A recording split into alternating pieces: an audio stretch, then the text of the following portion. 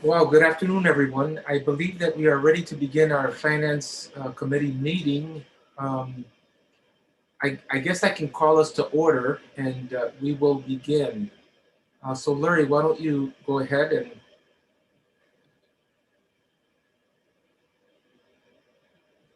put your... Mr. Oberst, you're on mute.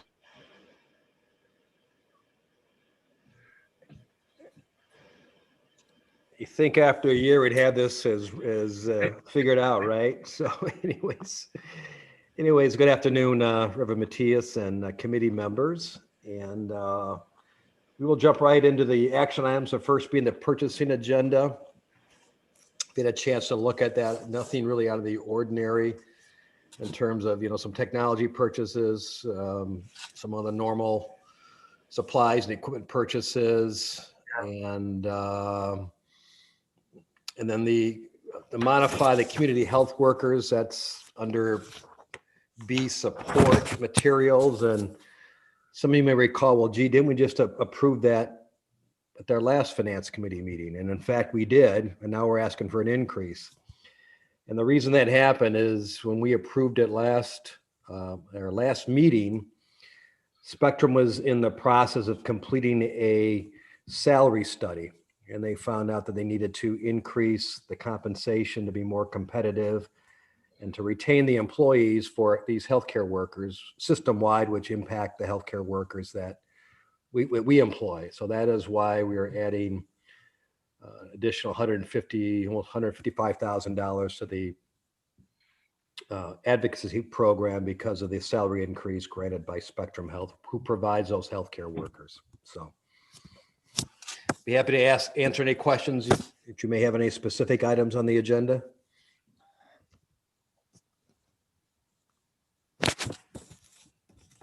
Ready? I'll make a motion for approval of the purchasing agenda. Support. Okay, all in favor, say aye. I guess. Aye. All right. Great. Next on the action items are the donations, and we have 5 donations this year. The book vending machine at C.A. Frost Elementary. That's kind of a cool, you may recall a couple meetings ago, I want to say Buchanan had a similar purchase donation, which was kind of, I didn't know what that was until that one. It's kind of a cool little operation there. The foundation, we had come to finance or in the board, I want to say probably last September, about this impending fundraising for the Ottawa Hills and Union High School athletic programs. And they're going to be funding, if you look at the memo, it's in your materials, you'll see it's going to fund all athletic programs, equipment, some little bit of facilities upgrades, weight rooms, supplies, those kinds of things at both high schools. Now, the Union High School project is underway, and Ottawa Hills will be kicking off here shortly. Today, we'd like for the finance to approve it, accept, and move to the board the full amount of the estimated fundraising amounts, $976,500 for Union High and $832,000 for Ottawa.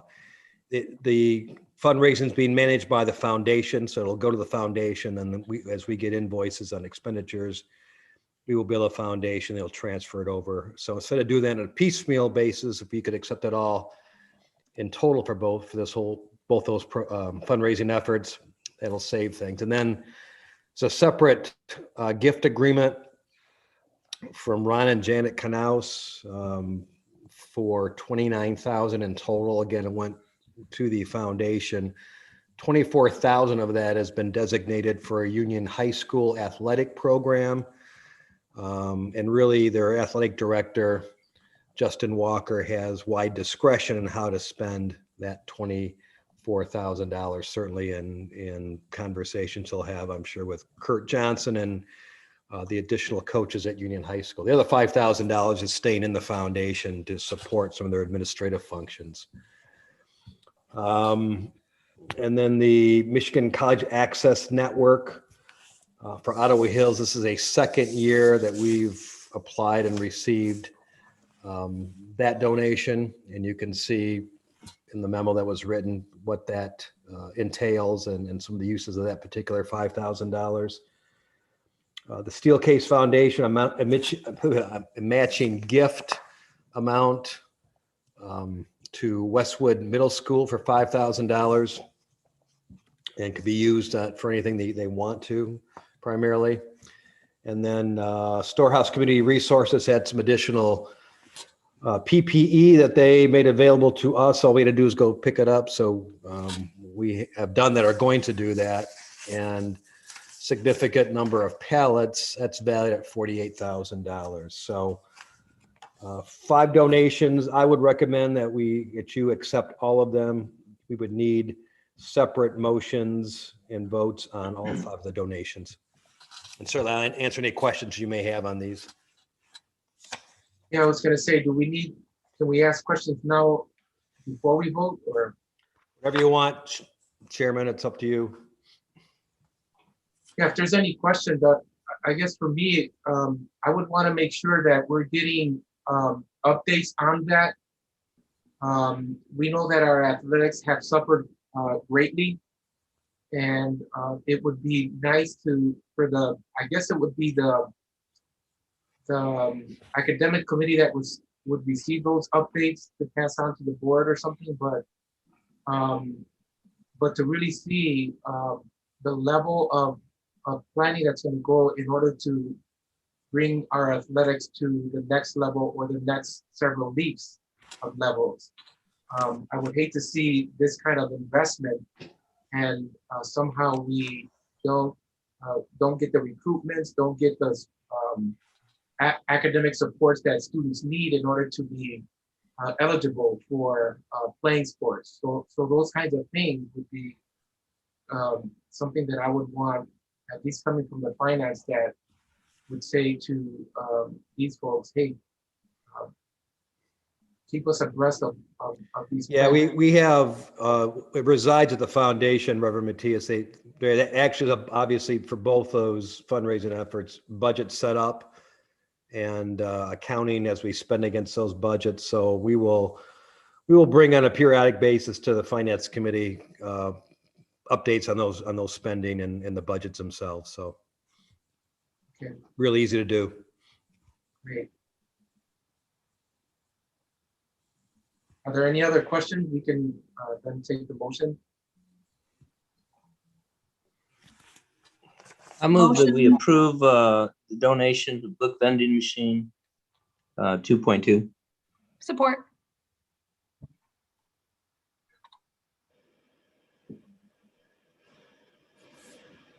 All right, all in favor, say aye.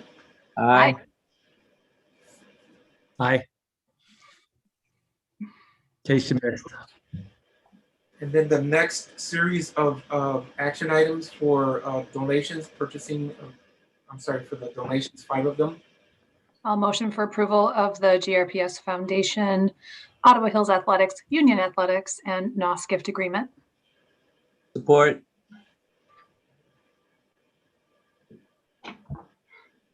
All in favor, say aye. Aye. Wonderful, thank you.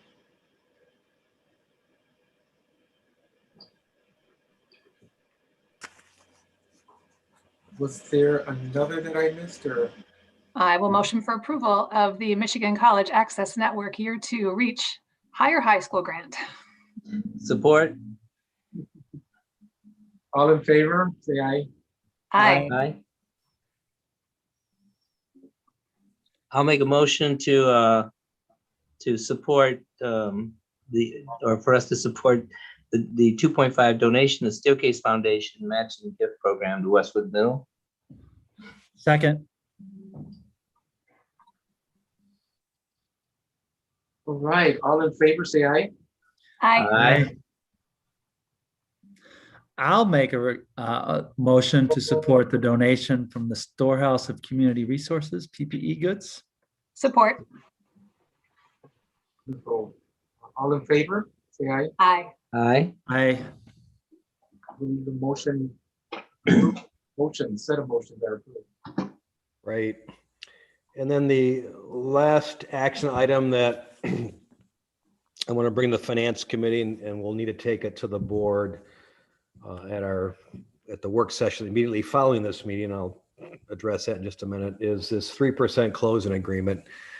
And let me give you just a brief outline what's going on here. This goes back to 2012, certainly before my time here in the district, where there was a change in the MIPSers as related to retirees' healthcare benefits, and participants in the plan at that juncture on September 4th, 2012, could opt into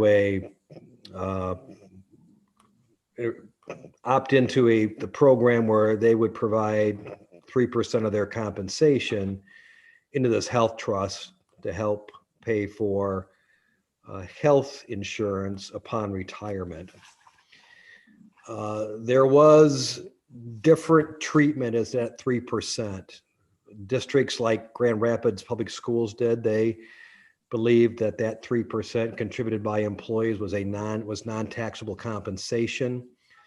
So we did not withhold income tax on that 3% for impacted employees. We did not withhold FICA tax. Neither did we, as the employer, pay FICA tax on 3% withholdings. Other districts, because there was confusion, the IRS would not give a straight answer, so to speak, were withholding on it. And so and then before the IRS would actually come to decision, there was a related case going through the court system here in Michigan that ultimately got up to the Michigan Supreme Court. And the IRS said, we're not going to do anything until the Michigan Supreme Court rules on it, which they did, I believe, a couple of years ago now. And so there was still been dialogue and uncertainty at the IRS as to how they were going to treat this. Now, as I mentioned, we did not withhold anything from our employees, so they did not have any refunds coming back to them, so to speak. Ultimately, the state Michigan Supreme Court ruled that those things should not be taxable. And so we petitioned, or various school districts, initially the MIPSers petitioned the IRS for a private letter ruling on that, because MIPSers did not have standing. The IRS would not do that, issue a private letter ruling instead. So MIPSers went back and got a local school district that was impacted negatively by this to petition for a private letter ruling. And ultimately, the IRS has offered a settlement that says those amounts are not taxable for income tax purposes or for FICA purposes. And therefore, if you were impacted negatively and want to file for refunds, then sign on to this agreement. As I just mentioned, we were not in that position. We'd handled it appropriately. So we were not going to sign on to this closing agreement. However, at that time, there also was no actual closing agreement from the IRS, a draft that we could review. So there were actually school districts that were signing on to this without seeing what the actual agreement looked like. And there was an initial deadline of March 1st if you wanted to be part of this, sign up for it. We didn't want to be. Then last Monday, actually during, I think, the board work session, we come to find out the IRS did issue a draft closing agreement that we got our hands on. And upon review of that and dialogue with our legal counsel at Troon, we've decided it's in the best interest of our employees and the district to sign on to that, because the agreement protects employees through tax year 2026, even if the law changes. And I found that interesting, why they'd put that in there. But if you think back now, and I spent most of my career dealing with IRS matters, being a CPA, all the COVID-19 stimulus money that's been spent they're going to have to pay for that somehow, right? And these kinds of things are simple to change the rules and say, oh yeah, it's not taxable now, but beginning in 2022, we're not going to tax you on that. So this protects our employees if the law changes and the IRS decides to tax this particular thing in a future year. We're still protected by it. So there's no downside to signing onto this thing. There is an upside to both our employees as well as us as a district in terms of potential future FICA tax if the law would change. So we are recommending that the board adopt the resolution, and the reason it's a resolution, this is considered, our legal counsel advised us, this is considered a legal settlement that needs to be approved by the board. And so there's a copy of the closing agreement, part of your materials. I did get written confirmation last week from ORS, Office of Retirement Services, that if I have the signed form into them by close of day tomorrow, they would include us in the closing agreement. Since the initial deadline had passed, I told them we had a board meeting today. I believe I can get it resolved today. So I'm asking the finance committee to approve this, to go to the board for their full board for their approval at the work session immediately following this meeting. Any questions on that? Hopefully, Dr. Baker, that wasn't too long of an explanation. That works. I'll take it.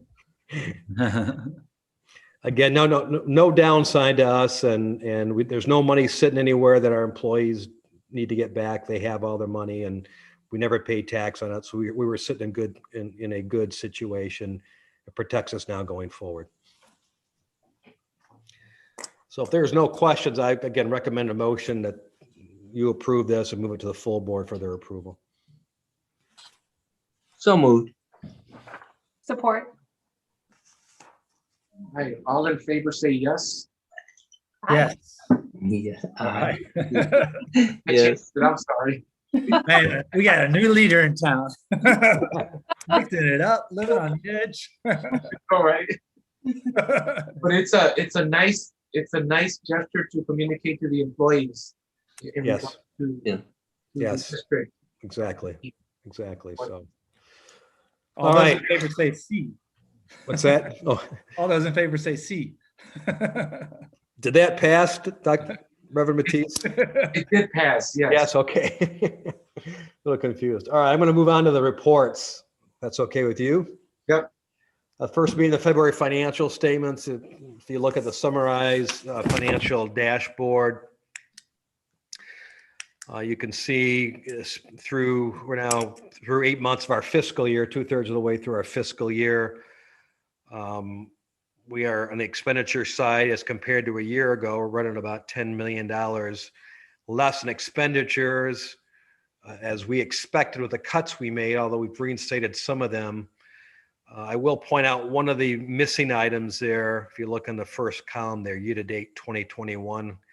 Again, I'm on the financial dashboard report, the one pager.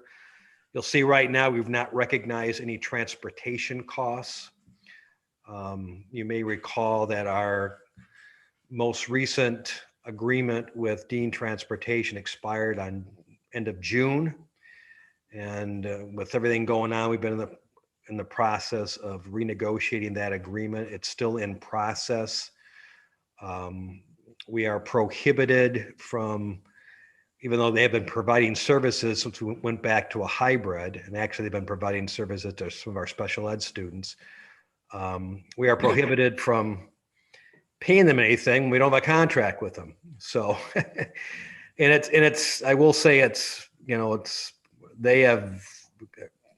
lot going on their end. So they've been a little delinquent in getting contract drafts with us. We met with them about a week and a half ago. In fact, I just got a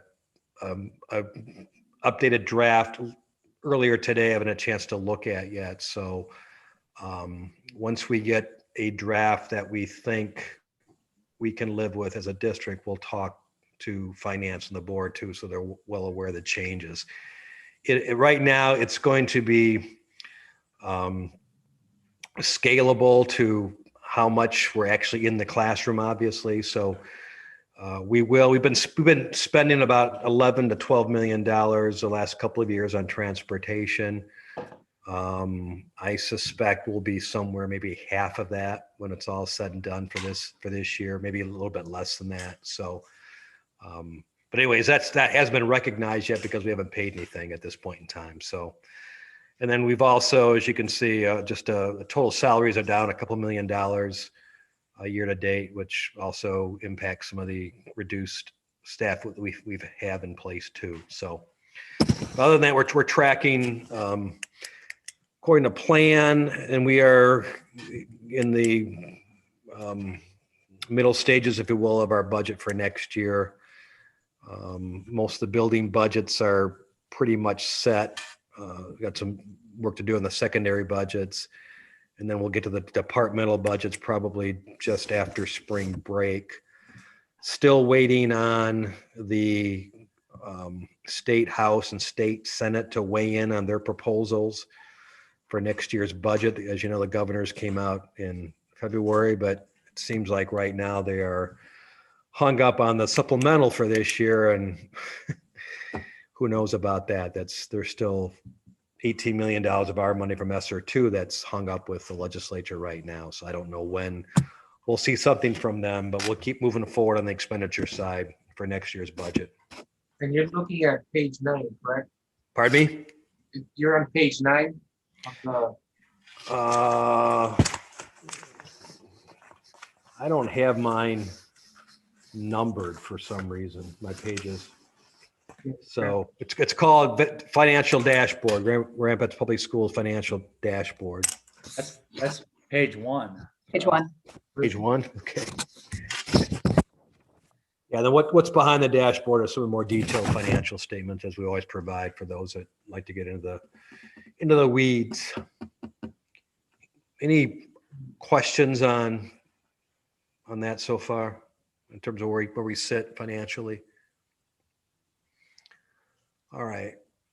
Craig is Long. We bring Long in. Hopefully, Doesn't appear he's in the meeting, Mr. not Roberts. in the meeting. Okay. Well, I can give a bond construction update. Not much has changed since last month. Southwest and Ottawa Hills are wrapped up by and large. We're still working on the union renovation, and as of Friday, we got 6 responses to our Central Innovation High RFP for design services. And there is a committee together that will be reviewing those and making a recommendation to, I believe it may actually go to the board directly at the, I want to say April 15th board meeting, because we don't have a board meeting the first Monday in April because of spring break, and we don't really want to wait till the end of April at finance at this point in time. So that's our next big project in terms of the bond, and we're also working on some more secured entrances that are ongoing at a few of the schools, and I think some more key core transformations to it from the schools too. So that's what's going on for the bond construction update. Questions on that? Great.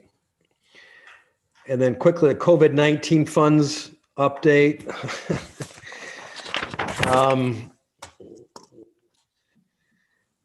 The ESSER 3, we got a new allocation middle last week.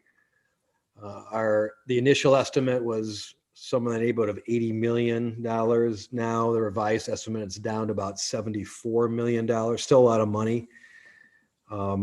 Still similar spending, allowable spending as under ESSER 1 and ESSER 2. Virtually anything that we see a need to spend the money on. There is one restriction though to ESSER 3, and a minimum of 20% of those funds, so it's somewhere in the neighborhood of $14.8 million, need to be spent on programs for learning loss remediation. And they've said things like, summer school, extended after school programs, tutoring programs, things that we have been discussing internally really at the last probably 6 weeks. And we also, on Friday morning, we had out at GRPS University, we had a half-day brainstorming session in 6 different areas of expenditures. To start, as I had brainstorming where we could spend not only the $74 million from ESSER 3, but the ESSER 2 amount is now down to $32.9 million. A couple weeks ago, we thought we were getting $39 million. And of that $32.9 million, only about $14.5 million has been appropriated by state government at this point in time. The other $18 million is tied up because the governor vetoed a tie-bar bill, which would take some of her power away to close schools. And so who knows when that $18 million will be freed up. So we're in the process now of the brainstorming to compiling that information. We will then sit down and kind of prioritize it and put some dollar amounts to it. And hopefully by then we'll have some better clarification. We also do not have the application process for ESSER 2 has not been opened yet. So we're still waiting on further clarification and the application process to open up that we can start applying for the funds. ESSER 2 and ESSER 3, ESSER 2 has a deadline, spending deadline of September 30th of 2022. ESSER 3, September 30th of 2023. Neither of those ESSER programs have an equity component, which means we do not have to share it with the privates, the non-public schools. They have their own separate bundle of dollars that I understand I think the ISD is going to administer. So that's a good thing because the application process under ESSER 1, the ESSER equity grant, the GEAR funding, we had to include the non-publics. In each one of their buildings, it's considered a separate allocation. So it was a bit of an administrative challenge to get all that information in for the application since we file one consolidated application for all of it. So hopefully those dollar amounts won't change next time we meet, but right now. So in total, almost $100 million that we will have to spend between now and the end of 2023. And we will keep you abreast of that process as the days and weeks go on here. And that was my question that came to mind as you were speaking, Mr. Oberst.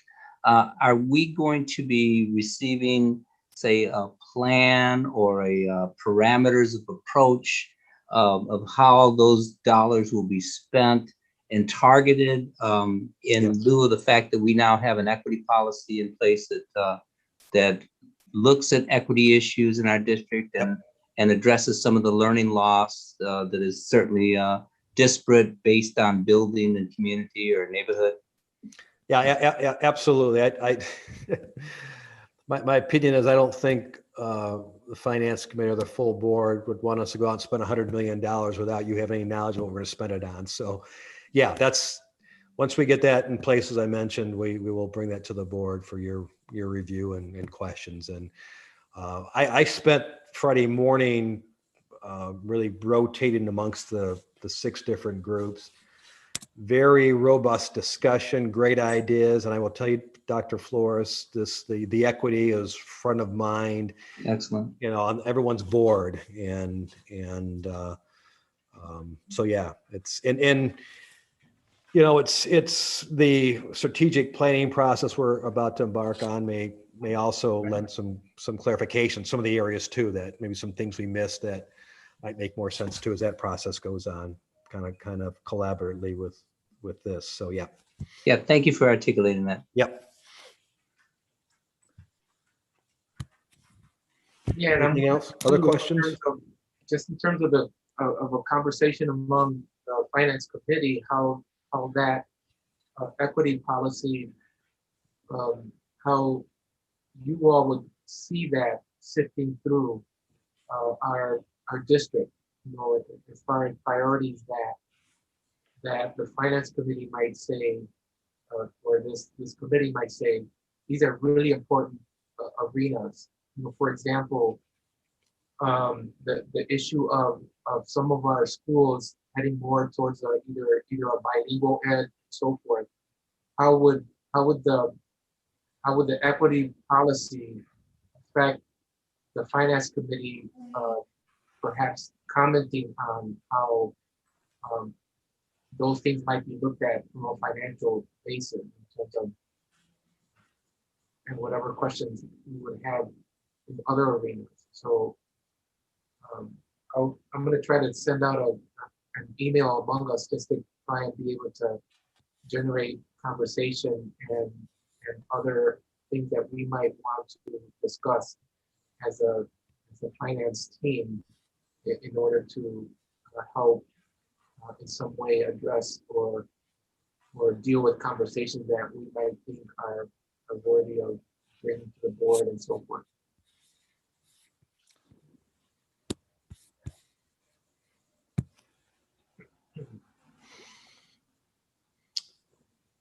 That's all that I have.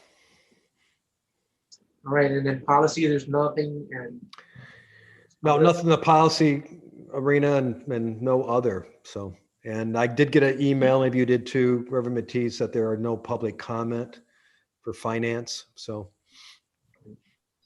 Yeah, and I don't want to beleaguer the point, but Reverend Matthias, you do hit on my concern too, and that is that as plans are being developed for our summer remediation or opportunities for students to catch up on some of that learning loss, that we see a plan. I guess that everybody's anxious to see, okay, so what are we going to do to make sure that all of our kids have a chance to catch up and catch up quickly? And how are we going to differentiate, the funding and target the funding to make sure that they have the kinds of experiences that they need, including bilingual and special needs students, that they're able to master the core subjects that they and skills that they have fallen behind on. And that's a very big concern. I'm glad that you're going through the process. I'm not trying to speed you up. I know you have a lot to do, Mr. Oberst and the staff. They have their hands full, so please don't misinterpret me. no. But I think that the finance committee, and the board in general, is going to expect a robust plan to begin to deal with that. And I don't know how fast the strategic plan will actually deal with that. Whereas, we're, 18 days away, right? Well, yeah. I mean, you're correct. Obviously, there's immediate things that need to occur that will occur. And I'm just suggesting that it may impact it for year 2 and 3 down. I mean, we're going to have to make some assumptions on what we're going to spend money on 2.5 years from now in the application process. And that's likely going to change. And the strategic plan may identify areas 2 years down the road that we hadn't thought of. But yeah, we can't wait on some of this. Obviously, we're not waiting on our summer success program and other areas that take planning. So, we have enough money appropriated, this $14 million, that we can start, and we have started moving on some of these programs too. I did forget to mention that 20%, it has to be not only for learning loss, but research-based